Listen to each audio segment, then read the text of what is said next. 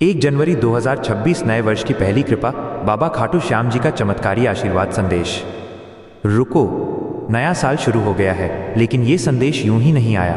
अगर 1 जनवरी 2026 को ये शब्द तुम्हारी आंखों के सामने है, तो समझ लो बाबा श्याम ने नए साल की पहली नज़र खास तौर पर तुम पर डाली है।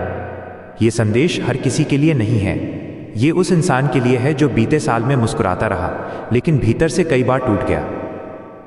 बाबा श्याम आज तुमसे मन की बात कर रहे हैं। मेरे बच्चे, पिछले साल तूने जितना सहा उतना शायद किसी ने देखा नहीं। तूने शिकायत भी नहीं की, बस आगे बढ़ता रहा। आज नए साल की पहली सुबह मैं तुझे ये कहने आया हूँ, अब केवल तू ही नहीं चलेगा, अब मैं तेरे साथ चलूँगा। बाबा कहते हैं 2026 तेरे लिए सिर्फ तारीख बदलने का साल नहीं होगा। यह वह वर्ष होगा जहाँ तेरा मन हल्का महसूस करेगा। जो रुकावटें तेरी राह में बार बार आईं, अब वही तेरी ताकत बनेंगी।